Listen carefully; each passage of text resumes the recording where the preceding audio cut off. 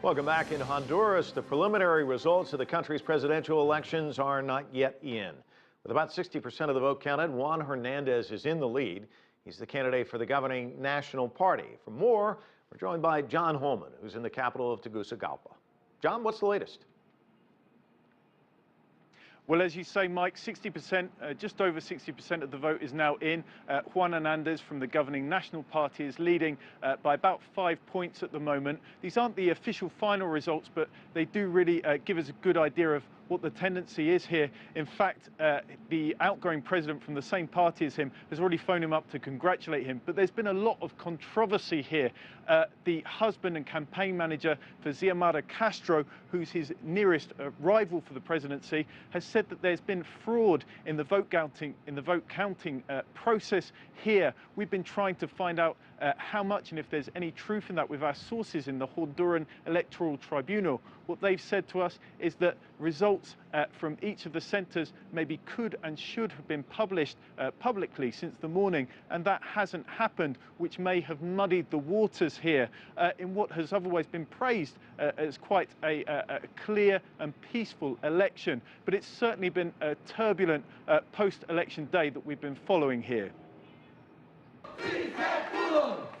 With the majority of the votes counted and a clear lead, he's declared himself the next president of Honduras, Juan Hernandez, candidate for the governing National Party.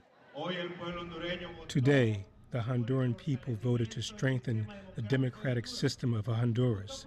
They voted for peace and for reconciliation between our Honduras brothers and sisters. The final official result should come out in the next few days, but his opponent's protests have already begun. In the aftermath of what's been a bitterly fought election race, tensions do remain high here, and allegations of fraud are being made specifically by Xiomara Castro's Libre party. Castro was Hernandez's closest rival. Her husband, ex-President Manuel Zelaya, alleges that vote fraud has taken place. If it's necessary, we'll go to the streets to defend our rights.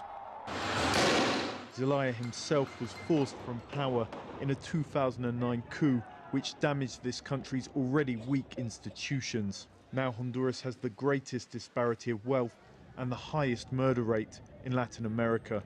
In this Tegucigalpa market, vendors have a long list of problems the next president needs to tackle. I'd like him to focus on education and medicine. Because our hospitals are empty, he needs to focus on employment and providing training for young people. Many are desperate for an end to the violence and extortion.